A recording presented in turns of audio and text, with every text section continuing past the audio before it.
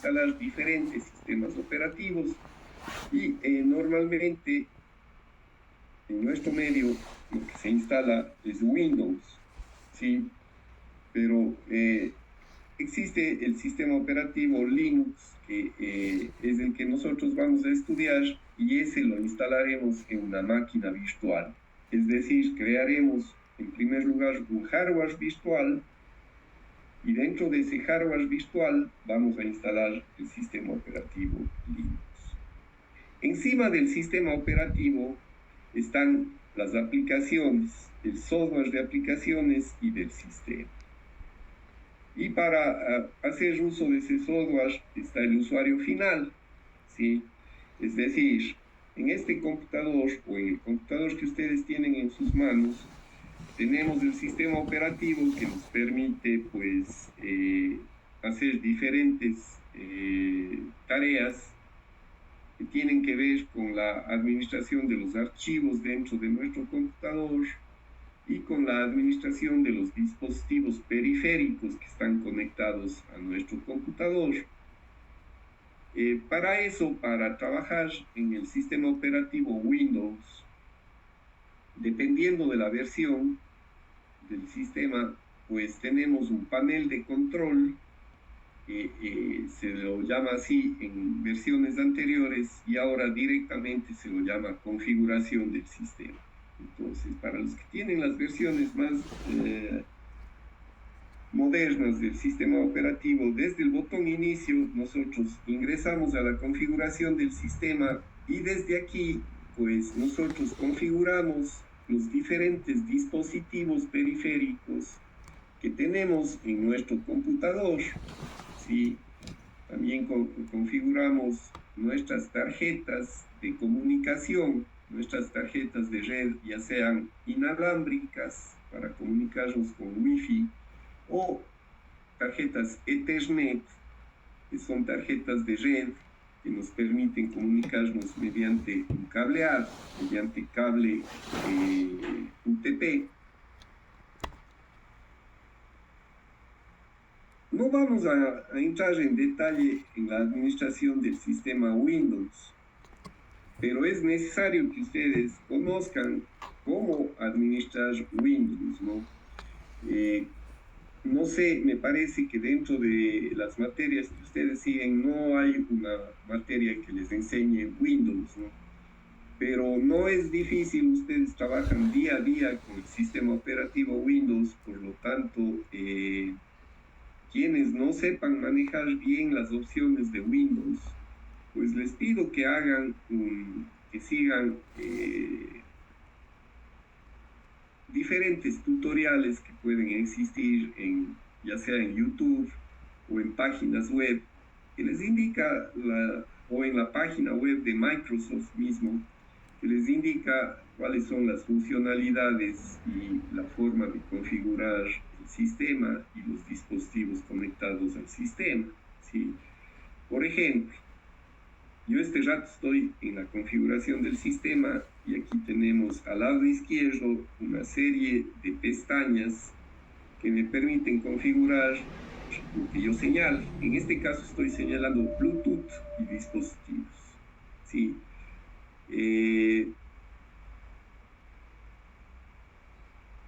Creería que todos ustedes ya conocen qué es el Bluetooth. Bluetooth es una tecnología que nos permite comunicarnos en un radio de acción cercano a través de dispositivos que cuenten con esta tecnología de comunicación Bluetooth. Aquí también podemos configurar dispositivos como el teclado, el audio, el micrófono, los parlantes, y podríamos incluso dar salida de audio hacia otros dispositivos externos, como puede ser un dispositivo Alexa o como podría ser la televisión, ¿sí? Entonces, si nosotros estamos en una red de área local y pues existen otros dispositivos de red conectados a la misma red, pues existen diferentes maneras de comunicarnos. Puede ser a través de Bluetooth o también podría ser a través del protocolo TCP/IP, que es el protocolo que se utiliza en una conexión de Internet, ¿sí? Cuando ustedes encienden su computador y se conectan a la Wi-Fi, pues ahí están ya utilizando un protocolo que se denomina TCP/IP. No vamos a entrar en más detalles de ciertos conceptos que se van a ir profundizando a lo largo del ciclo y también van a abordarlos en otras materias. Aquí esto es importante que conozcan cómo configurar el tema de red e internet. Sí, bueno, ustedes ya esto lo hacen tanto en sus teléfonos celulares, conectarse a una Wi-Fi, pero también muchos de ustedes van a disponer puertos Ethernet, ¿sí? Que son puertos que nos permiten mediante un cable conectarnos al router que es el dispositivo que reparte la señal de Internet en una red de área local.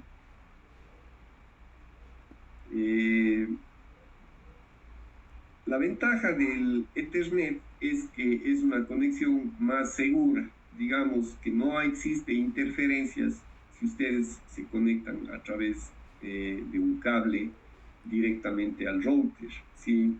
Ahí no hay los obstáculos que representan en una conexión Wi-Fi las paredes del domicilio o la distancia a la que están ubicados, que siempre van a degradar un poco la comunicación inalámbrica, ¿no? En cambio, con un cable no tenemos esos inconvenientes. Existen muchas configuraciones que no van a entender en principio de qué se tratan si es que no conocen determinados temas que van ustedes a ir estudiando en esta carrera. Por ejemplo, el tema de la VPN es un tema que quizá ustedes en este momento no le vean la utilidad o no entiendan de qué se trata, pero se irán abordando diferentes temas que si bien están dentro del sistema operativo Windows, son aplicables a todos los sistemas operativos y en diferentes equipos de cómputo, ¿sí? Entonces, esta configuración que aquí se realiza en el sistema operativo de los temas fundamentales, como conectarse a una Wi-Fi o a un cable de red, tienen que saberlos hacer. Ya iremos abordando con más detenimiento cada una de estas cosas, ¿no? En el momento que nos corresponda hacer. Por ahora, solo quería mostrarles cuál es el lugar o la aplicación dentro del sistema operativo que me permita realizar estas configuraciones. Una versión antigua de Windows o las versiones antiguas de Windows utilizan lo que se denomina el panel de control, que también puede ser accesible aquí en Windows 11 o en Windows 10. Para eso nos vamos al menú inicio y digito panel. Y como ustedes pueden ver, aquí ya me aparece esta aplicación que se llama panel de control. Y es una aplicación un poco más simple, ¿no? Y tiene otra forma de presentarme los menús dentro de las ventanas para hacer las mismas configuraciones que yo les estaba mostrando anteriormente. Por ejemplo, si yo quiero configurar redes de Internet, pues directamente me voy a la sección redes de Internet. Si yo quisiera configurar la seguridad, me voy a estos menús. Entonces es una presentación diferente, pero que a la larga hace lo mismo. Permitirnos configurar diferentes opciones, ya sea de los dispositivos que están conectados a la computadora o conectarnos a redes dentro de nuestro domicilio o en una empresa. Veamos, por ejemplo, redes de Internet dentro del panel de control. Si ustedes se fijan, es diferente la forma de presentarnos la interfaz gráfica de usuario. Esto que vemos se llama interfaz gráfica de usuario porque nos permite a través de ventanas y de opciones que yo puedo seleccionarlas con el ratón, pues interactuar con la computadora. Es una de las formas que tiene un sistema operativo de interactuar. La otra forma, que no es la interfaz gráfica de usuario, es a través de una interfaz basada en comandos, que también vimos y que nos permite configurar lo mismo que se hace a través de la interfaz gráfica, a través de comandos, ¿sí? Entonces, vamos a aprender un poco de todo, ¿no? Tanto de interfaz de comandos como de interfaz gráficas, pero centrados en el sistema operativo Linux.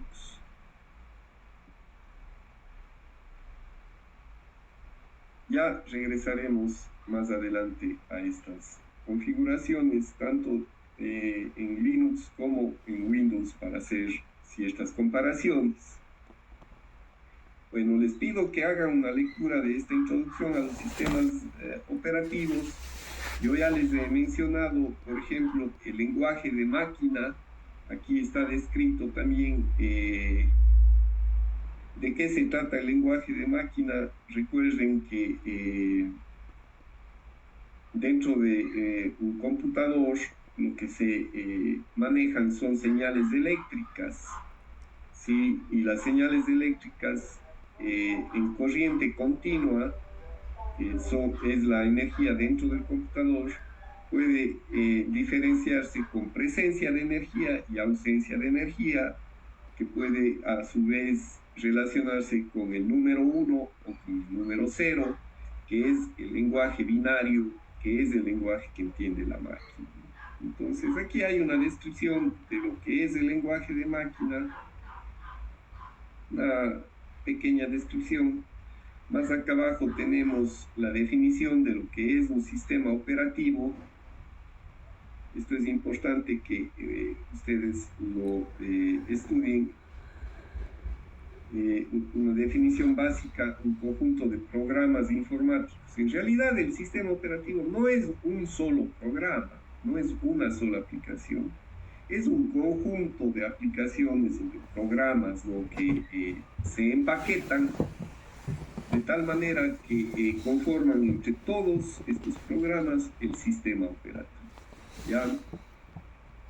Bueno, eso se encarga de la comunicación entre la unidad central del proceso y sus periféricos, como pueden ser la pantalla, el teclado, unidades de disco, etcétera, ¿no? El ratón, etcétera. Lo que veíamos, que hacíamos a través del panel de control, que es esto que les estoy mostrando, pues eso se realiza en el sistema operativo básicamente.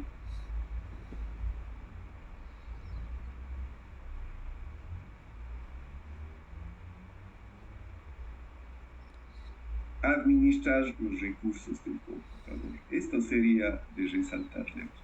Nos permite administrar los recursos del computador.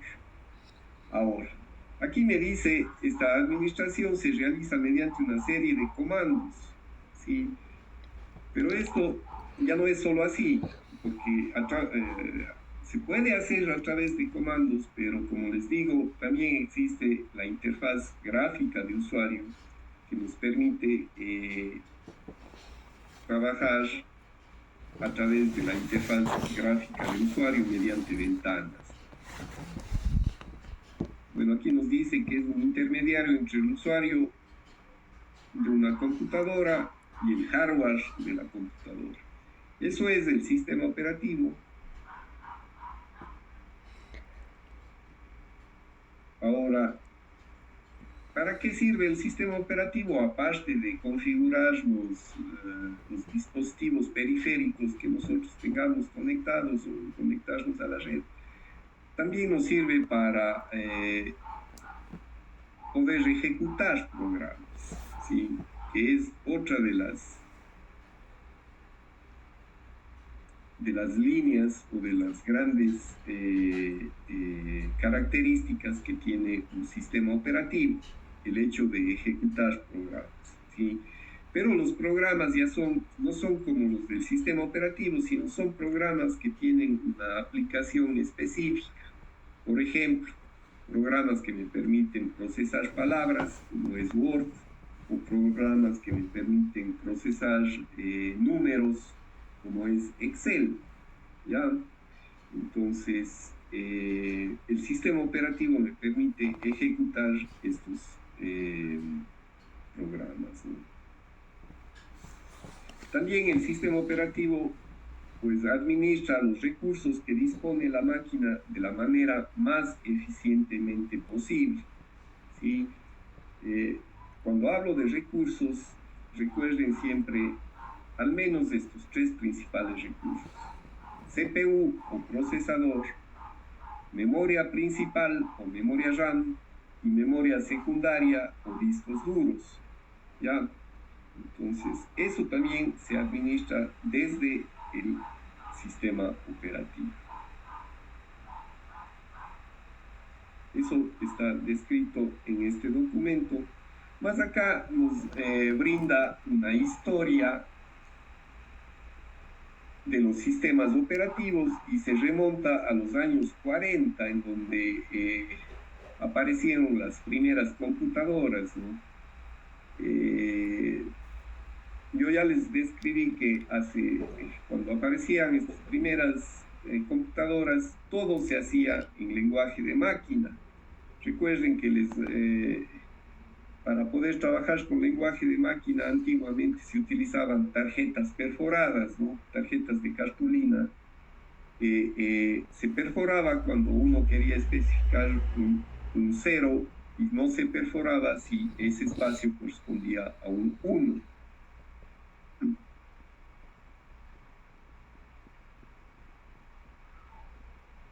En las primeras computadoras no existía siquiera monitores, es decir, pantallas que nos permita interactuar con la computadora.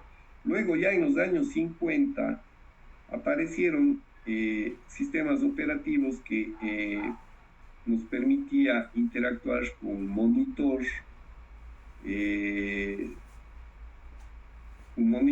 que nos permitía visualizar lo que estábamos haciendo, ¿no? Se facilitaba el trabajo. Bueno, luego aparecen otros sistemas operativos como Multics, que fue la base para un sistema operativo que se llamó Unix, ¿sí?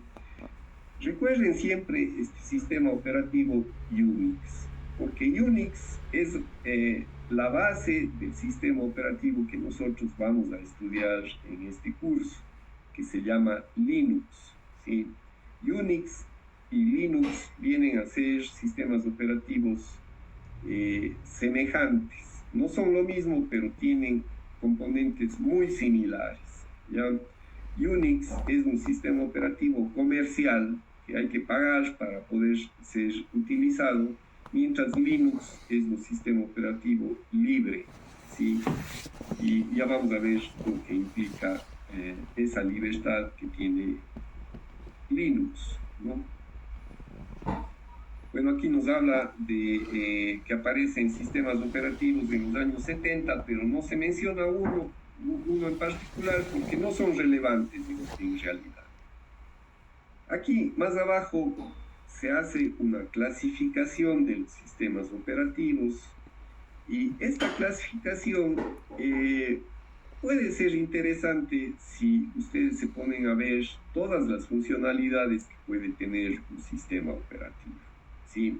Y podemos clasificarlos a los sistemas operativos de acuerdo al número de usuarios, al número de tareas que ejecuta, al número de procesadores con los que puede trabajar y al manejo de recursos. Y veamos de qué se trata, ¿no? De acuerdo al número de usuarios, un sistema operativo puede ser monousuario o multiusuario. Es decir, un sistema monousuario solo permite que un usuario a la vez pueda trabajar con el sistema operativo. mientras el multiusuario permite trabajar a varios usuarios con el mismo sistema operativo. Eso se presenta de maneras diferentes dependiendo del sistema operativo. Windows es un sistema operativo multiusuario. Ustedes pueden tener abierta una sesión con el usuario Juan y también pueden tener abierto en ese mismo instante otra sesión con el usuario María, de tal manera que Juan y María pueden tener abiertas diferentes aplicaciones en un computador que tiene Windows y que está encendido, y pues para trabajar Juan y María pues tendrán que turnarse pues en ese sentido de que las aplicaciones que están abiertas para el uno no están para el otro, pero al ser una sola interfaz pues tienen que trabajar en turnos. Pero ese es el concepto de multiusuario, que se pueden tener diferentes ambientes al mismo tiempo para dos usuarios o más de manera separada. En cuanto al número de tareas, que es otra de las clasificaciones que puede tener, existe un sistema operativo monotarea y un sistema operativo multitarea. El sistema que nosotros vamos a estudiar, que es Linux, es multitarea porque puede realizar muchísimas tareas simultáneamente. ¿Cuál es un sistema operativo monotarea? Pues quizá un sistema operativo monotarea es un sistema que nos sirve para poner en funcionamiento, qué sé yo, una cámara de video inteligente. Entonces, ese sistema operativo se dedicará exclusivamente a operarle a esa cámara inteligente y no tiene más tareas que hacer. Esto se aplica a los monotareas a dispositivos de hardware que son específicos para realizar alguna tarea en particular, ¿sí? En nuestro caso utilizaremos Linux, que es un multitarea. Igual Windows es un sistema operativo multitarea. También, de acuerdo al número de procesadores que admite el sistema operativo, puede ser uniproceso o multiproceso. De igual manera, la mayoría de sistemas operativos actualmente son multiproceso, ¿sí? Pueden realizar varios procesos, dependiendo también de cuántos pueda hacer, depende mucho de la arquitectura del microprocesador, y dentro de esta arquitectura pues está el número de núcleos, ¿sí? Un microprocesador puede tener varios núcleos dentro de su estructura. ¿Qué quiere decir esto? Que puede realizar varias tareas en los diferentes núcleos de manera simultánea, ¿ya? Entonces, no todos los sistemas operativos tienen la capacidad de admitir este multiprocesamiento. Los que nosotros vamos a estudiar sí lo tienen. Y también podemos hacer una clasificación de los sistemas operativos dependiendo del manejo, en función del manejo de recursos. Y puede ser en este caso un sistema operativo centralizado y un sistema operativo distribuido. ¿Cuál es el centralizado? Pues un sistema operativo centralizado es aquel en el cual todos los recursos se manejan de manera centralizada en un computador en particular. Es decir, yo tengo una empresa o trabajo en una empresa en la cual existen muchísimos computadores y pues para que el trabajo sea óptimo yo necesito que las contraseñas, los programas a los cuales acceden los empleados, las páginas web que puedan visitar, todas esas configuraciones yo las realizo en un computador central, ¿sí? Windows Server, por ejemplo, es un sistema centralizado, ya que este servidor me permite hacer todas las configuraciones para los clientes, para los empleados que trabajan en computadoras clientes. Es decir, Ellos no pueden configurar por su cuenta al sistema operativo, sino el administrador del sistema es quien configura las opciones que van a tener acceso los usuarios, ¿sí? Entonces, de acuerdo a este manejo de recursos, podemos dividirlos en sistemas operativos centralizados y distribuidos. Igual, tanto Windows como Linux son sistemas operativos que nos permiten manejar los recursos de manera distribuida, pero también nos permiten manejar de manera centralizada. Existe esa doble opción que nos brindan estos sistemas operativos, pero que aquí se pone énfasis en una clasificación para los sistemas operativos en cuanto al manejo de recursos, ¿no? Si tienen alguna aclaración que necesiten sobre el tema que estamos abordando, en cualquier momento pueden, lo óptimo sería que levanten la mano, pero lamentablemente yo no puedo estar pendiente de la pantalla o del Zoom, en donde yo puedo ver si levantan o no la mano. Por lo tanto, pueden hacer una interrupción de manera con el micrófono, ¿no? Pueden interrumpir para cualquier consulta, ¿no?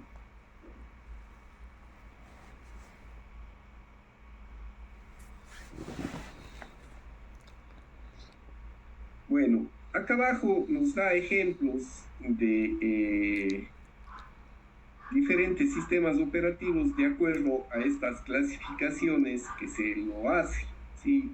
Entonces, es interesante también ver diferentes sistemas operativos más de manera informativa, ¿no? En realidad no va a tener tanta relevancia en nuestra materia esta clasificación, pero es importante que ustedes conozcan que existen este tipo de sistemas operativos y pues cuáles son algunos de ellos, ¿no? Y eso está descrito más abajo en este documento que les he proporcionado.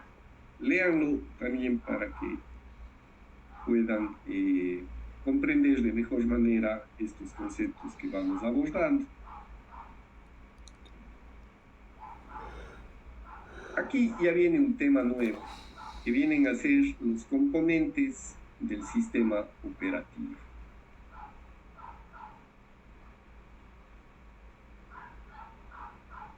Antes de abordar este tema, yo quisiera presentarles un pequeño video que nos va a reforzar lo que ya hemos visto y nos va a dar una introducción a los componentes del sistema operativo de una manera gráfica, ¿no? A ver, dentro de la unidad 1, yo tengo aquí un video sistemas operativos introducción. Así me acabo la sesión.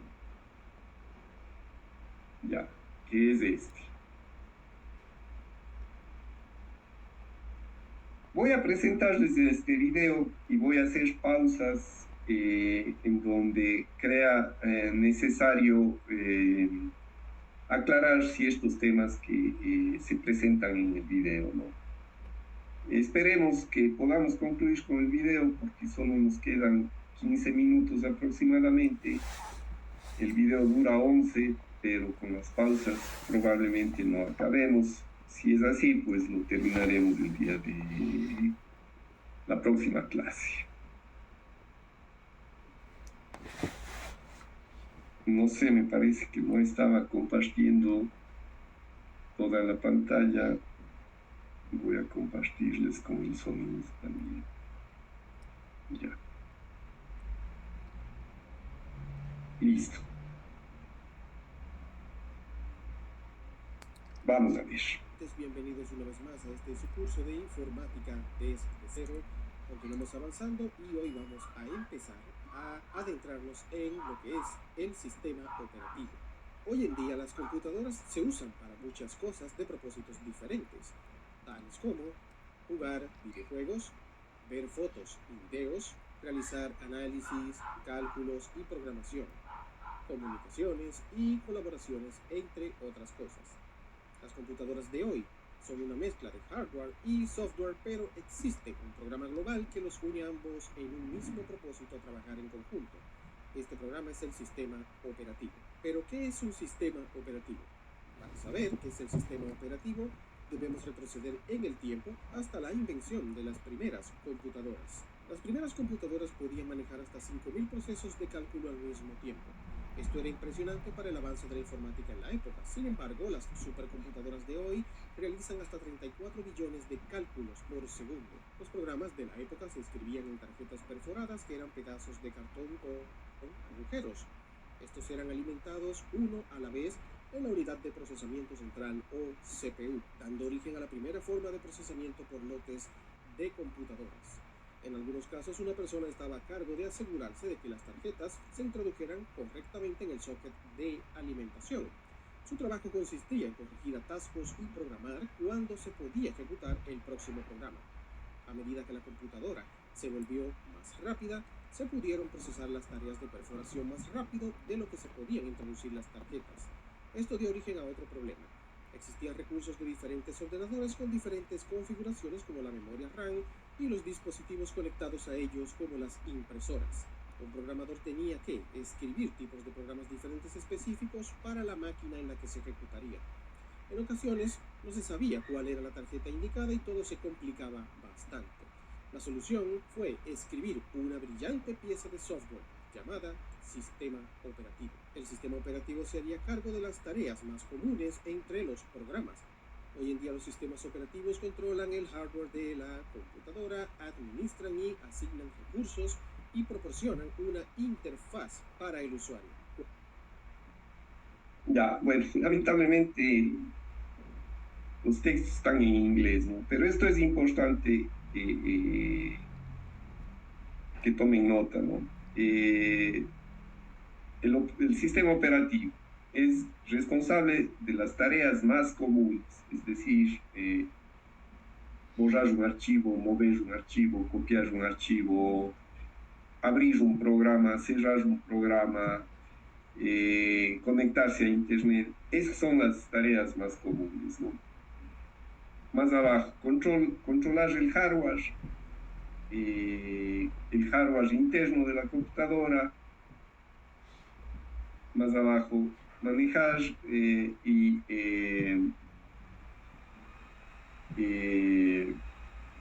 allocate es colocar o disponer de los recursos, ¿no? Administrar y disponer recursos, es decir, los recursos ya vimos de qué se trataban: memoria RAM, disco duro, CPU. Y por último, proveer una interfaz, es decir, a través de un monitor o a través del teclado o del ratón, yo puedo interactuar con el sistema operativo. Y en general con la computadora, porque el sistema operativo es el intermediario entre el usuario o las aplicaciones y el computador. Ya, continuemos. Cuando encendemos nuestras computadoras, se inician los procesos que activan el funcionamiento de nuestro sistema operativo. La mayoría de los programas comienzan de la misma manera. La computadora emite líneas de códigos como comandos para preparar todos los elementos importantes como la pantalla, la red y demás funciones. El sistema operativo contiene la colección de todos los comandos comunes y los segmenta, algo así como ponerlos en una biblioteca de la cual los otros programas regulares pueden tomar prestados códigos para su ejecución. Existen 4 tipos básicos de sistemas operativos: sistema operativo de tiempo real, monousuario monotarea, monousuario multitarea y multiusuario multitarea. Ustedes pueden ver, aquí ya le da otra clasificación. En realidad esto de las clasificaciones es relativo, ¿no? Puede haber diferentes enfoques para hacer estas clasificaciones. De hecho, aquí hay una que se denomina tiempo real, que no lo abordamos en el documento, pero que lo aborda aquí, y aquí me parece que les va a dar una descripción de tiempo real. Veamos de qué se trata. A continuación vamos a ir viendo cada uno de ellos. Un sistema operativo de tiempo real es un sistema operativo muy rápido y regularmente pequeño. También son sistemas operativos integrados en un dispositivo sin necesidad de unidad de almacenamiento. Estos sistemas están diseñados para aplicaciones en tiempo real, pueden funcionar en multitarea de forma simultánea o solo en monotarea.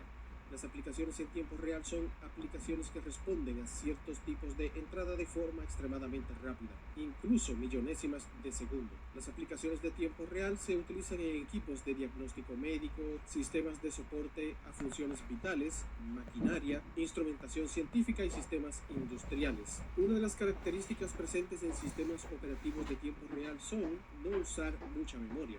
Son multiarquitectura y tiempo de respuesta predecibles para eventos en el soporte físico. En un sistema operativo monousuario monotarea, solo se realiza una tarea en un único usuario al mismo tiempo. Para el sistema operativo, una tarea es un proceso y por la sencillez del sistema operativo, solo puede controlar una tarea a la vez. Un buen ejemplo de este tipo de sistemas operativos es el sistema MS-2, que por recursos bastante limitados por la época y tipo de hardware en que se implementó, ocupaba muy poco espacio en disco, usaba muy poca memoria para ejecutarse en computadoras con recursos bastante limitados. Los sistemas operativos monousuario multitarea permiten que el usuario realice dos o más funciones al mismo tiempo. Es necesario un sistema operativo especial para poder tarea a la vez.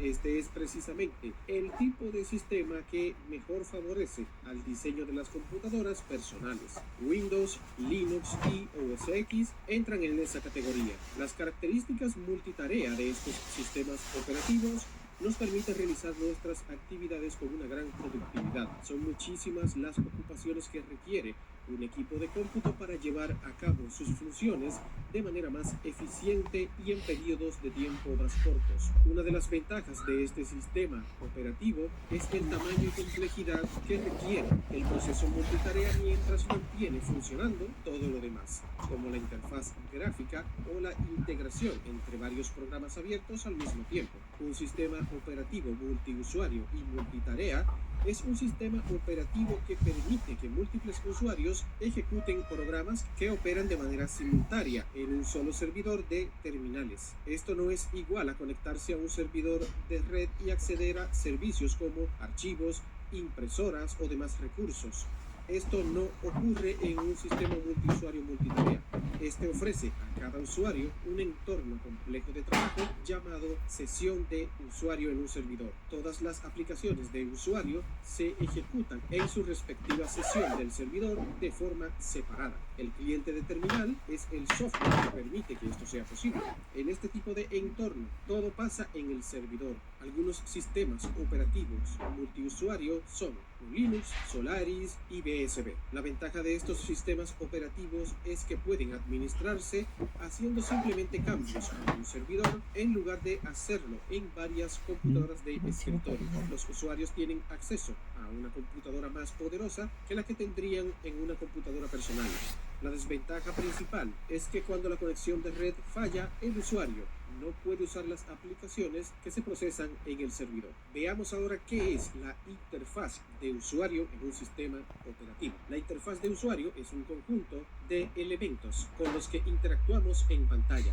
Los dos tipos más comunes son la interfaz de línea de comando o GLI y la de interfaces gráficas o GUI. Prácticamente todos los sistemas operativos actuales ofrecen una interfaz gráfica de usuario o Graphic User Interface, incluyendo las versiones de Windows, Linux, OS X, Solaris y BSD. Se le llama así porque se usa un dispositivo de señalamiento para trabajar con objetos. Puede ser el mouse, un stylus o las yemas de los dedos en caso de los dispositivos táctiles. De tal modo que en lugar de escribir comandos, como en los intérpretes de líneas de comando, usamos objetos visuales para interactuar con nuestro sistema operativo. Esto representa una gran ventaja, pues en lugar de memorizar comandos, simplemente interactuamos con esa interfaz para realizar nuestras tareas. Lo primero que se desarrolló que pudiera ser considerado como interfaz gráfica de usuario fue una interfaz de hipervínculos en modo texto que se controlaba por un mouse, el cual también ya estaba inventado. Posteriormente, esta idea fue mejorada e implementada en un entorno gráfico por desarrolladores de la compañía Xerox de desarrollo en informática. El resultado fue llamado Interfaz de Usuario PARC o PARC User Interface, en donde quedaron definidos los conceptos de ventana, casilla de verificación o checkbox, radiobotones o radio buttons y puntero de mouse o mouse pointer. Esa interfaz se implementó primero en la computadora Xerox Star 8010 y posteriormente en la PC Xerox Alto. Por aquel tiempo, Apple Computer estaba interesada en absorber esta tecnología, así que utilizó un equipo de trabajo para comenzar a desarrollar esa tecnología. Posteriormente se prepararon los equipos de trabajo para desarrollar un entorno gráfico para su nueva generación de computadoras personales, como la Apple Lisa en 1983, que integraba el sistema de oficina Lisa o Lisa Office System, que fue mejor conocido como Apple LOS. Poco después se implementó en el sucesor de la computadora Apple II como el Apple II GS, y luego Apple creó un segundo equipo de trabajo para desarrollar el Apple Macintosh, que trabajó en mejorar tanto el hardware como en la interfaz gráfica de Lisa para implementarla en su nueva computadora de escritorio, cuando Commodore lanzó su computadora. Bueno, en función del tiempo, yo voy a detener aquí el video. Ustedes pueden terminar de visualizar la última parte del video que estamos viendo en este momento. No es tan trascendente, es un poco la historia de los primeros sistemas operativos, pero lo principal ya lo vimos, ¿no? Que también ya lo abordamos de cierta manera con el documento que estábamos repasando. Entonces, dejemos por hoy la clase allí. Les pido que quienes todavía no leen